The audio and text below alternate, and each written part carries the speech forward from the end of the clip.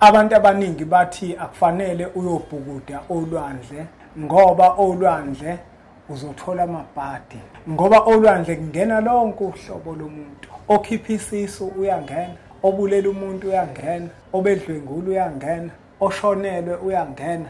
Kungena lonke uhlobo lwabantu, kusho abantu. Bathi ulwandle lungcolile. Kuphinde futhi kunjalo, kunemfula engenelelwa izitamkoko ihamba iyolwandle. Ulwandle lungcolile, manje ingako ungafanele kubhukudwa khona. Base bethi abantu, kuza kanjani ukuthi nina enithandazayo bese nithatha abantu nithi nobalekelela olwandle, ekubeni ulwandle lingcole kangaka, ulwandle linuka kangaka, nibasiza kanjani abantu olwandle endaweni engcole kangaka? Kungabe basizakala yini manibathatha nibasa endaweni engcole kangaka? Umbuzo ke nginawo Mashimane usazophendula. Kungabe wena njenganomuntu, ngiyazi ukuthi nawe uyasebenza olwandle. Kunjalo. Uyabona? Ngiyazi uyasebenza olwandle.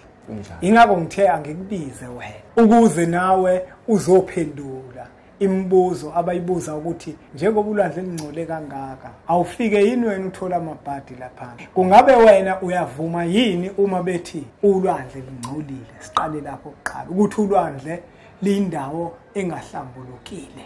Ngiyawubonga lo mbuzo mnethu, umbuzo omkhulu kakhulu la. Engicela ukusho nje kokuqala ukuthi ulwandle luyisidalwa, ngizothi luyisidalwa ngoba lidaliwe. Umveli qala.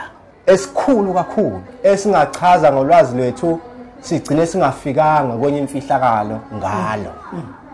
Luyinto ejule kakhulu.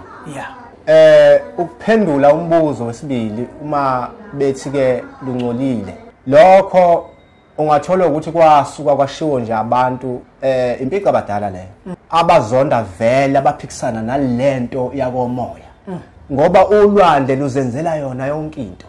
Yonke lento abayishoyo ulwandle ngendlela oluyiyona linobunkulunkulu ngokwalo, ludalwe nje lwaba alunkulunkulu. Yebo, luqobo lwalo lunkulunkulu qobo lwalo, ngoba ulwandle liyakwazi ukuzwa, liyalalela kunjalo, lwenze njengoba ucela kunjalo. Luyinto ke enkulu ongeke uthi ngoba nakubona abantu bengcolile bephethe izinto ezingcolile beyakhona ukuthi ulwandle lingcolile, okusho ukuthi wena usebenzisa amehlo enyama lapho. Luyinto ejule kakhulu ulwandle. Ake ukukha nje phezulu ngikhumbula eminyakeni edlule.